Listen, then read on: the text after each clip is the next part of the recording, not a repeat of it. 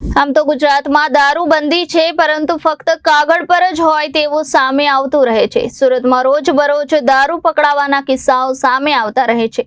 ત્યારે સુરતની સરથાણા પોલીસે 539 દારૂની બોટલો કબજે કરી 3 આરોપીઓને ઝડપી પાડ્યા છે।